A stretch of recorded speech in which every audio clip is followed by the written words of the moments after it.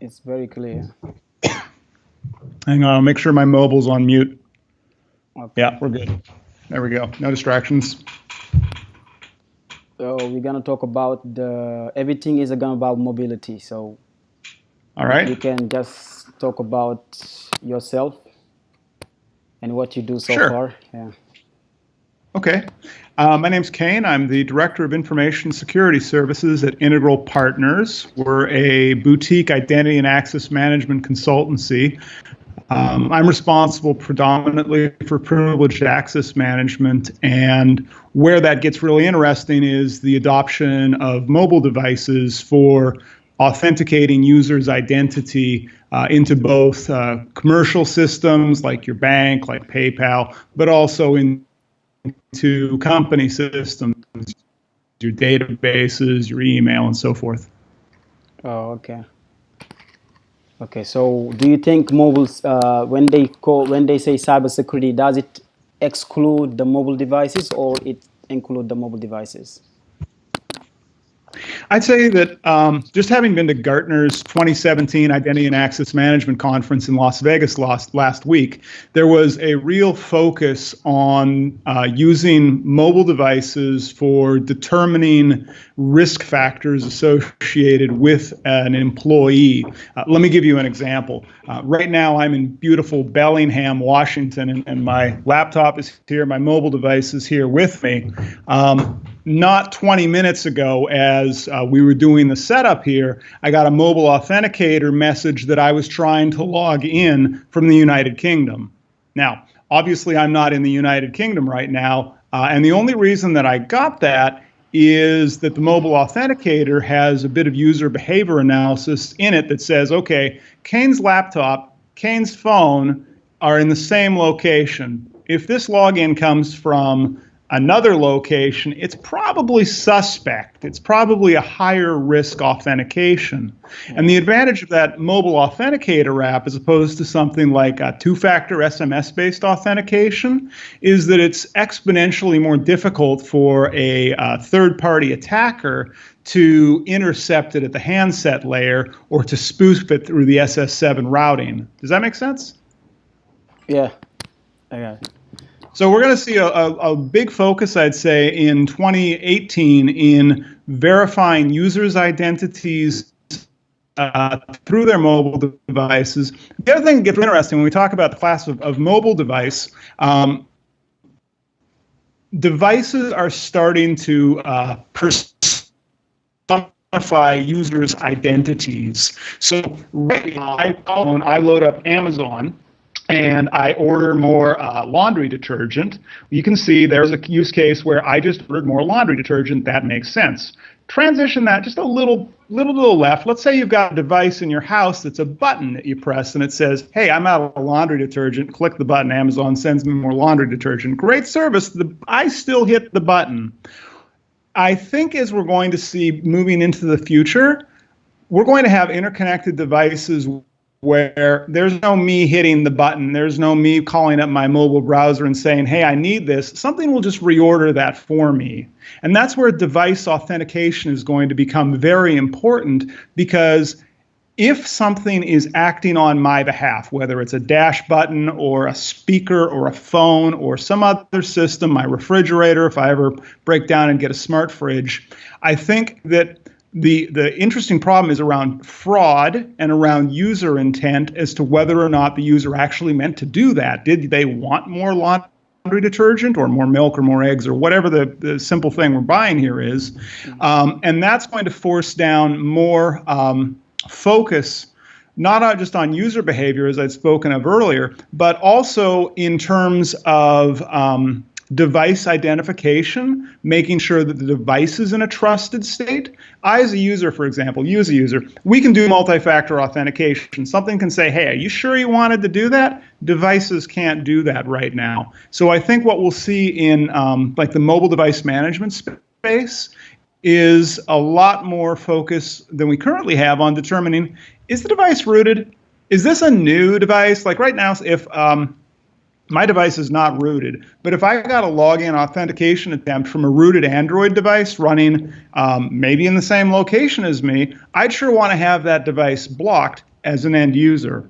Now, the smarter banks, the smarter financial institutions are already working towards those systems or have those systems deployed. In the consumer space, we're seeing less of that, but I think we probably need a few instances of less desirable outcomes, maybe to hit the front page of the Times, and then we'll actually see that drive an adoption too of that device and user authentication validation technology. Okay, is it the reason why sometimes when you try to log into Facebook using it or Google using a different devices, it will automatically send you, or so we can consider that as a cybersecurity tools, right?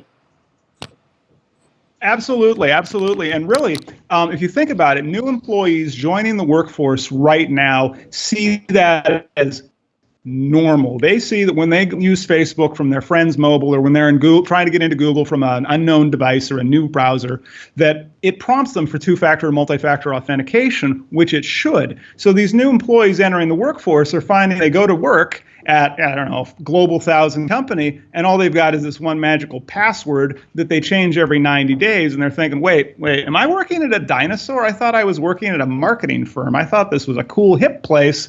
Why are we doing this backwards technology?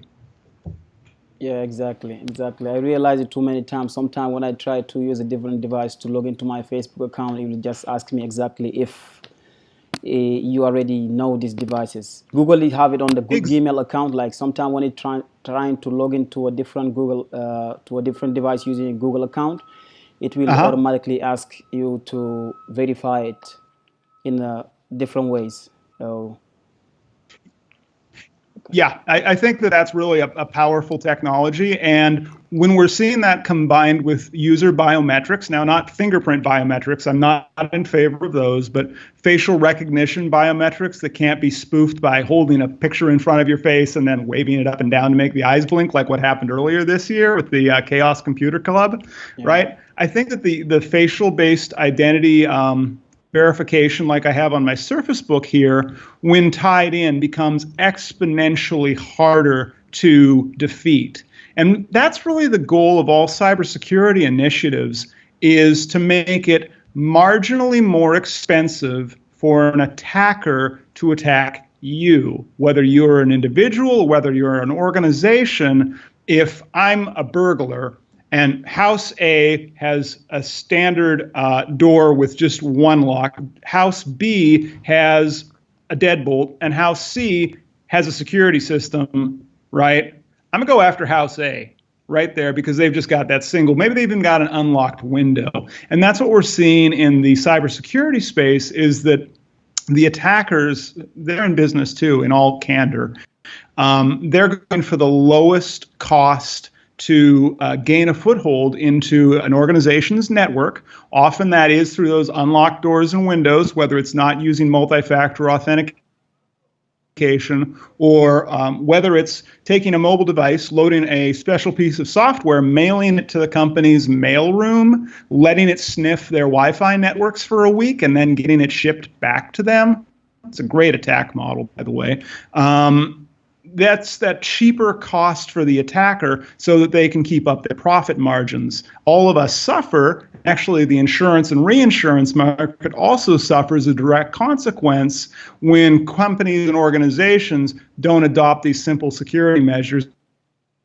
And like I say, multi-factor authentication, if I had to do one thing, anybody, whether it's my mother, whether it's a company's cybersecurity policy, is get multi-factor authentication out to all the end users to just make it that incrementally a little more friction, a little tiny bit harder to get attacked, because that's enough for an attacker to go, you know what, it's not worth it.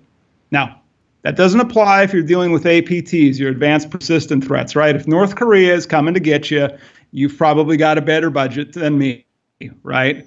But outside of that, the drive-by attacks, the very simple attacks, the things that'll load up in your browser in the background when you're browsing a website, those are the things that can be very easily defeated through using your smartphone and multi-factor authentication. Okay, so what would you advise, like smartphone or mobile users to avoid, like cyber attacks or something like that? Um, you know, every security professional I've met over the years uses iOS. They use Apple devices. Myself, I used Apple devices for a long time, really enjoyed them. Then I got an Android phone, really like that phone too. So the reason I say iOS to lead with is that Apple has a very good policy of having really good checking of the apps that are on the App Store. It's very hard to get malware into the Apple App Store. So that's why a lot of security researchers are based on Apple devices. If you want to roll on Android, which is my personal phone, because I've got my work phone and my personal phone, rolls on Android. I don't put a lot of apps on it.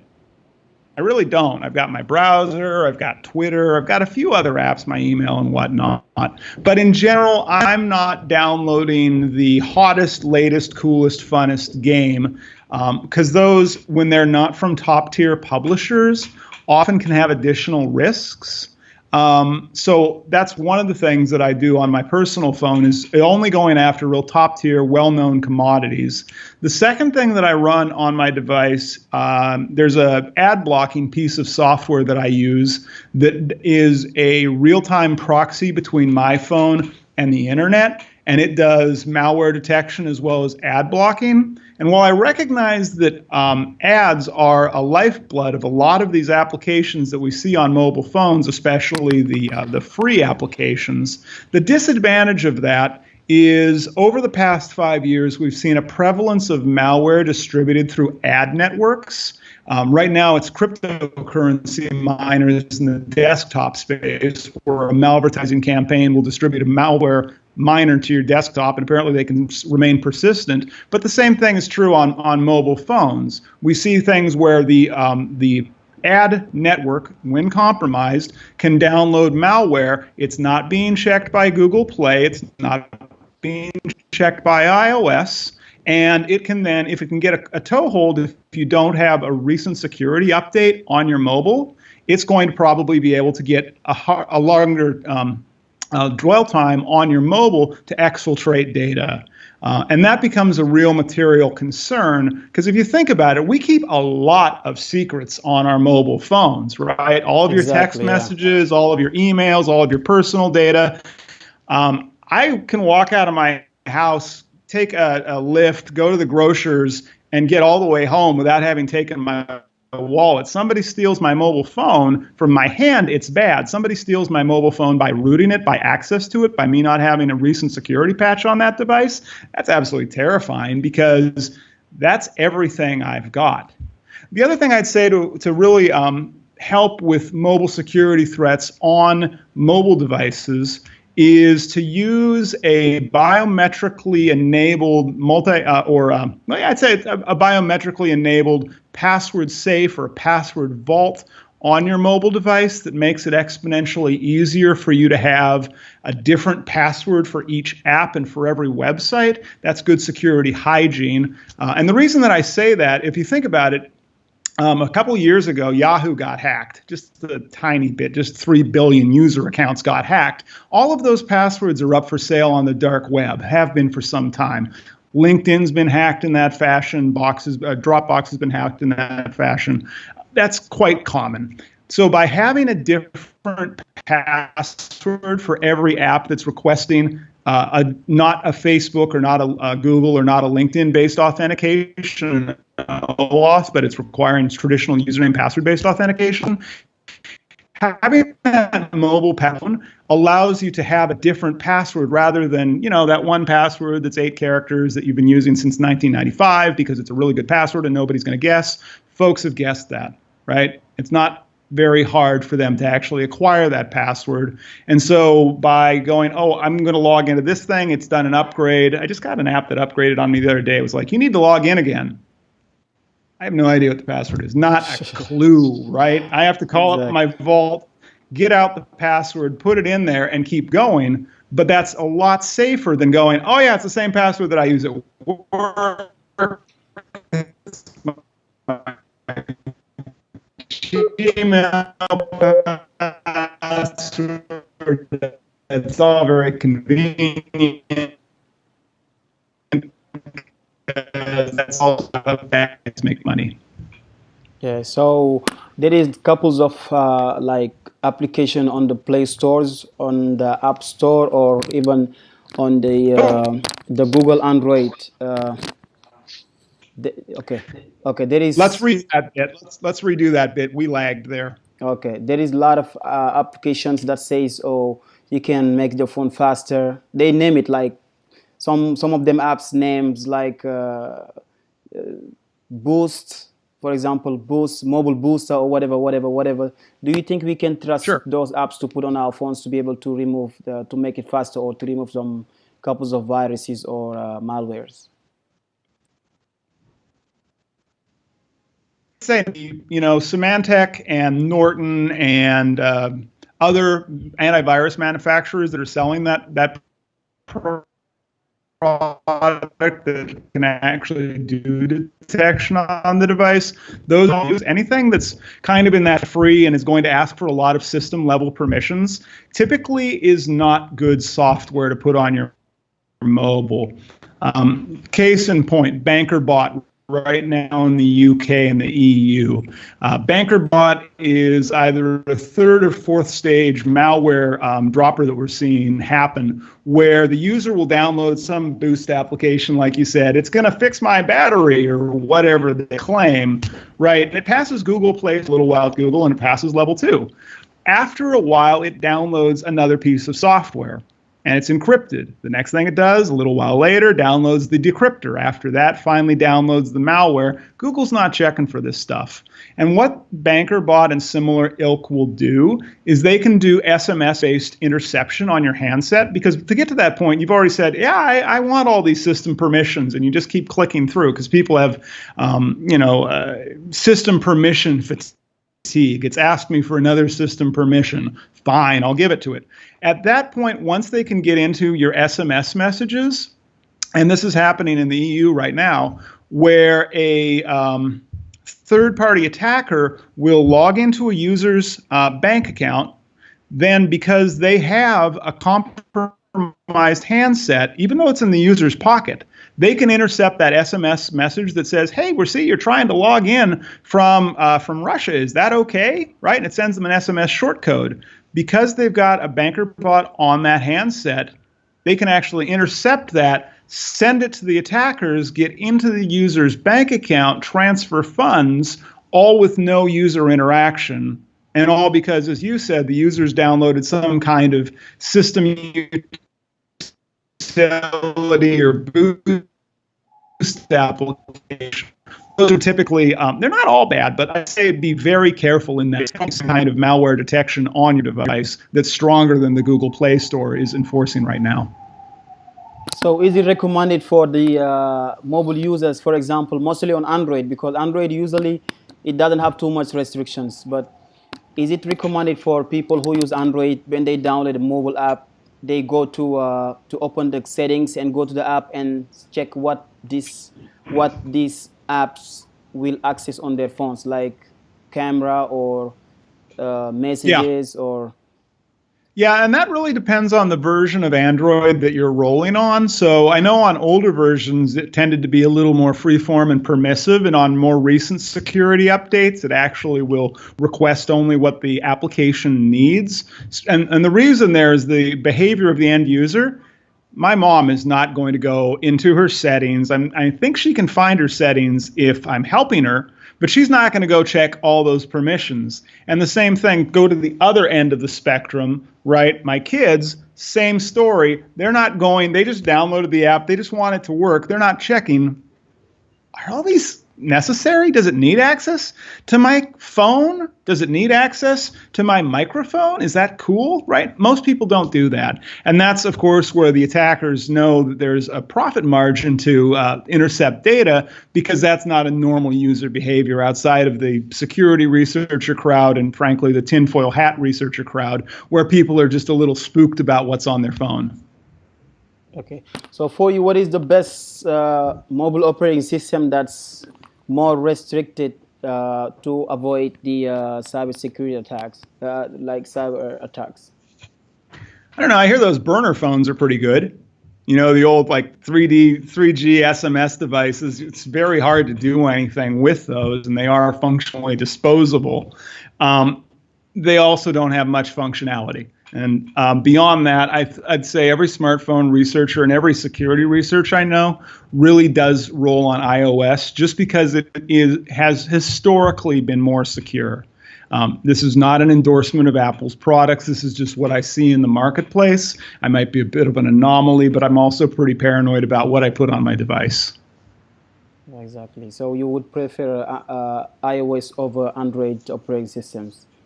Oh, personally, I prefer I prefer Android, but most everybody else seems to go with iOS just because it is a lockdown environment.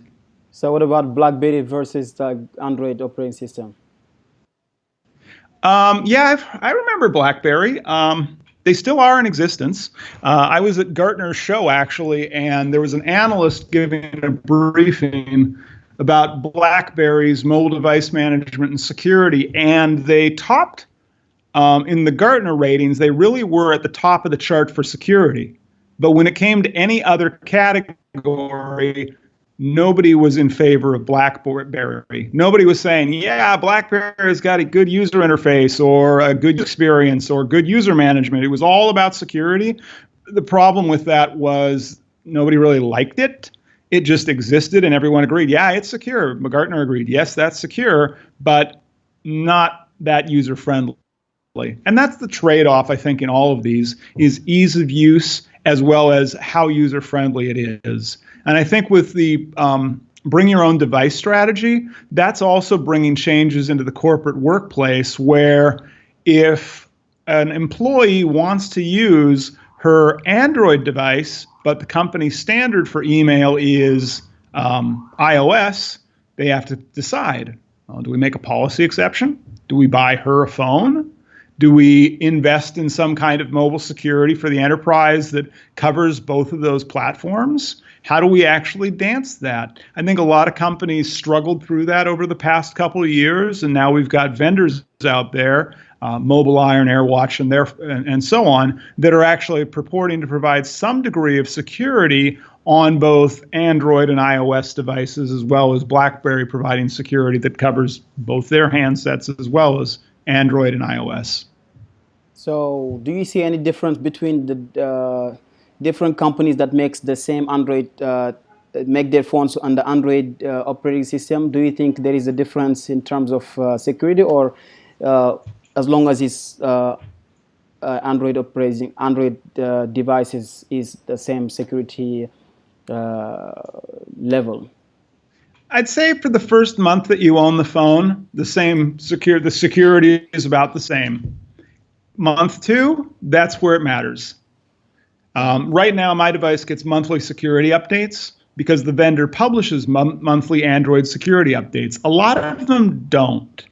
That's especially true of things that are either carrier locked or not from top-tier handset vendors where they do not publish regular Android security updates. And to me, given the nature of my work, that's important. I wouldn't buy something that didn't update itself regularly. Most consumers probably running last year's version of Android. It has security holes. It has vulnerabilities. Those are the sorts of things that criminals can take advantage of to, turn a profit. I don't want to have that hassle in my life, so I chose a device, paid a little extra for it, but not much. But that's not common in the device space. Really, the theory I've heard is if you really want the Google security updates, go buy yourself a Google Pixel. I don't have a Pixel. I read the reviews and I went, meh. It looks nice. Sort of wasn't excited about the device. I'm sure at some point the next device, one of my purchasing criteria is going to be, how often do I get security updates for this thing? Right? Do they come out when Google's putting them out, or is it going to be 6 months or a year? Because there's millions of Android devices out there, and if you go out, and that's just in the continental United States, if you go out to the rest of the world, whether Europe or go into developing nations where mobile phones are sold rather cheaply, there's a lot of unpatched Android devices out in the world that can be easily exploited. So does updating a software, doing a software update regularly matter on when it comes to cybersecurity? Definitely. Definitely. Okay. Whether it's an IoT device like my home security system, whether it's a phone, whether it's my laptop, whether it's a piece of software running on my laptop, all of that matters because most vendors are releasing regular updates not for new features, but rather because of defects and vulnerabilities that have been found that can be monetized. So yeah, I'd say it definitely matters to keep up to date on software. Okay. Okay. So thank you very much. I think I have that's all I had for now. Okay. That's all questions I have for now, and I was happy to have you as a guest today. I wish I Thank you have. so much. I wish I could have every day, every week, somebody so we can talk about it. I try to enlarge this, but as a new blog, I'm trying to do my best. So it's a startup. I can keep it up, Exactly. And yeah, Exactly. yeah. Cool. Well, send me a link after you've got this posted. I'll put a link up to it on my Twitter and my LinkedIn, and we'll do some cross promotion. Okay. Thank you very much. Okay. Thank you, and have a wonderful week at work. You too. Thank you very much. Okay. Bye. Bye now. Bye.